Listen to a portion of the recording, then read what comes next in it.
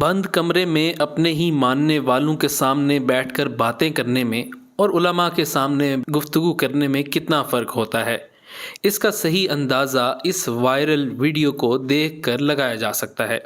Engineer محمد علی مرزا، جن کو ہاں میں ہاں ملانے والے لوگوں کو اپنے سامنے بٹھا کر بات کرنے کی عادت ہے، جن کو یا تو اجازت ہی نہیں ہوتی کہ وہ اختلاف کر سکیں، یا جن کے پاس اختلاف کا حوصلہ نہیں ہوتا، یا پھر اتنا علم ہی نہیں ہوتا کہ وہ مرزا صاحب سے کوئی علمی اختلاف کر سکیں، ان کا شاید پہلی بار ٹکر کے آدمی مفتی فضل سبحان سے آمنا سامنا ہوا ہے۔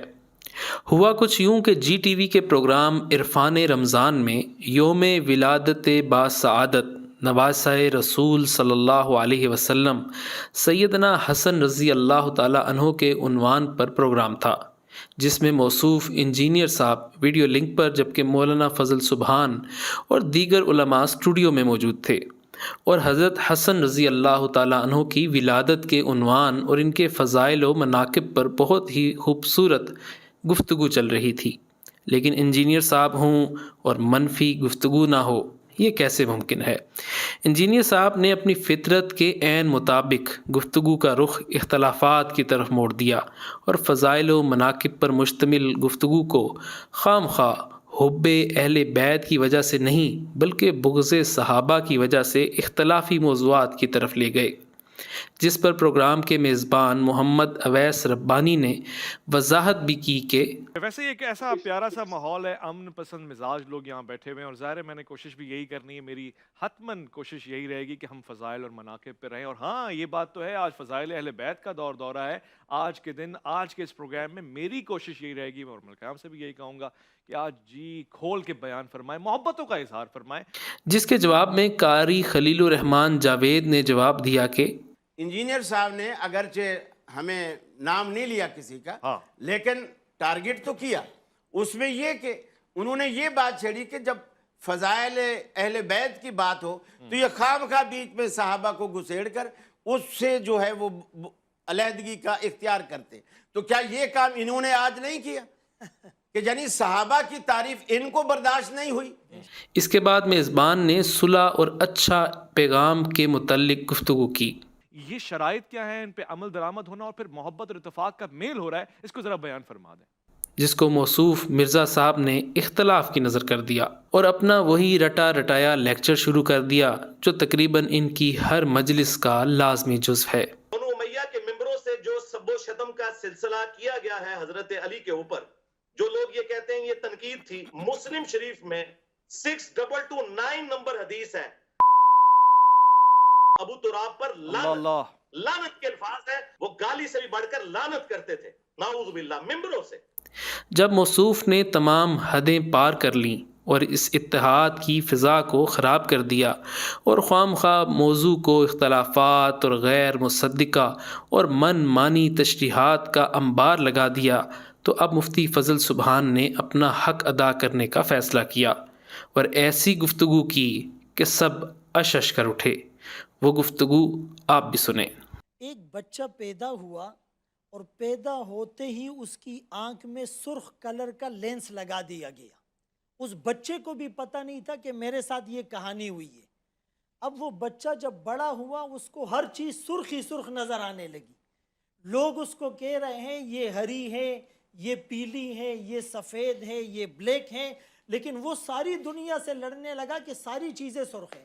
یہ جو پیراڈائم ہوتا ہے نا، نیگیٹو پرسیپشن، نیگیٹیویٹی، تو یہ جب ذہن میں آ جاتی ہے پھر آدمی ہمیشہ انتشار کی بات کرتا ہے۔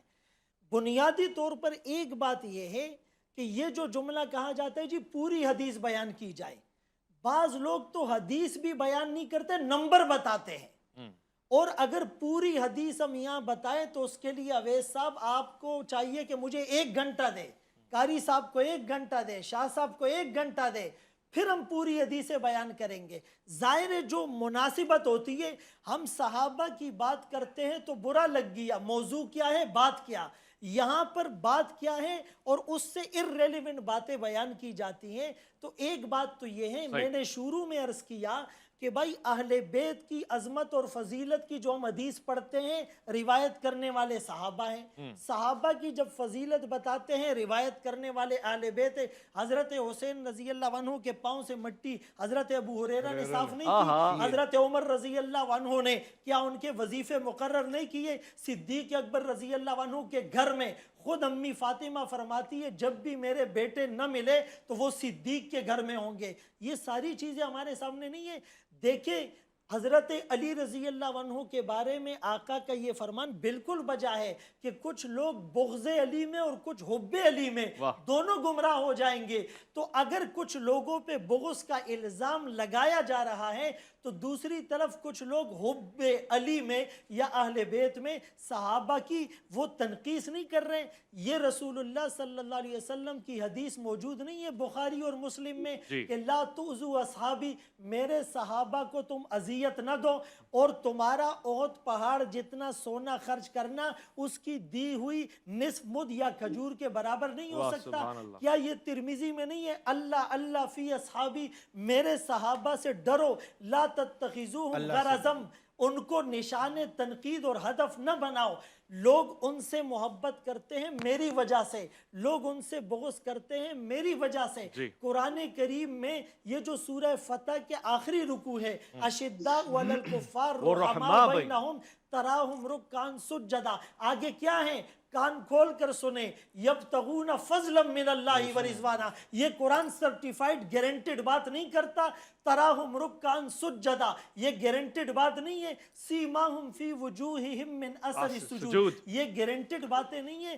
تو کہنے کا مقصد یہ ہے کہ حضرت علی رضی اللہ عنہ، حضرت حسن اور حسین اہل بیت، ان کے فضائل ہمارے ممبروں سے بیان ہوتے ہیں۔ اب کوئی وہاں آتا ہی نہیں ہے اور اس کو سننے کے لیے تیار ہی نہیں ہے تو وہ ایک الگ بات ہے۔ عظمت صحابہ کی بات اگر کسی کو بری لگتی ہے تو یہ ڈنکے بجتے رہیں گے، اہل بیت کی محبت کے ڈنکے بھی بجیں گے، عظمت صحابہ کے ڈنکے بھی بجیں گے۔ وہ امیر معاویہ رضی اللہ عنہ کا نام لیا گیا، یہ میرے آقا کی لسان نبوت کی دعا نہیں ہے، اللہم اجعلہ ہادیا مہدیا واہد بھی۔ میرے آقا نے نہیں کہا اس کے سینے کو علم سے بھر دے، میرے آقا نے نہیں کہا پہلا بیری بیڑا حضرت معاویہ تیار کریں گے۔ یہ کاتبین وحی کے سردار ہیں، 50 لوگ کاتبین وحی تھے، اللہ کی وحی کو لکھنے والے، ان کے سردار امیر معاویہ رضی اللہ تعالیٰ عنہ تھے۔ ان کو کریٹیسائز کر کے ہم غیر محسوس طریقے پر وحی کو مورد الزام نہیں ٹھہرا رہے۔ تو یہاں محبت کی بات ہو رہی تھی، خواہ اس کو ڈائیورٹ کرنے کی کوشش، کوئی صلح ختم نہیں ہوئی ہے۔ اسلام قیامت تک صلح کا درس دیتا ہے۔ وَإِن طَائِفَتَانِ مِنَ الْمُؤْمِنِينَ اقْتَتَلُوا فَأَصْلِحُوا بَيْنَهُمَا، یہ قرآن کا حکم، کوئی اس پر مہر لگا سکتا ہے کہ یہ آیت صرف اس دور تک تھی؟ قرآن ویلڈ ہے اور قیامت کی سورج تک ویلڈ ہے۔ بہت خوب، بہت شکریہ مفتی فضل۔ یہاں یہ بات بھی قابل غور اور قابل توجہ ہے کہ موصوف جب بھی گفتگو کرتے ہیں ان کی گفتگو پیار، محبت، امن، رواداری اور اتحاد کے بجائے اختلاف، تفرقے اور بغض پر مبنی ہوتی ہے، جس سے لوگوں میں دوریاں پیدا ہو رہی ہیں، اختلافات بڑھ رہے ہیں اور نفرتیں پیدا ہو رہی ہیں۔ ٹیلی ویژن چینلز اور اینکرز کو بھی سوچنا چاہیے کہ ایک ایسے شخص کو اپنا مہمان بنا کر کیا آپ کوئی مثبت کام کر رہے ہیں یا بلا واسطہ طور پر تفرقے، اختلاف اور بغض کو ہوا دے رہے ہیں۔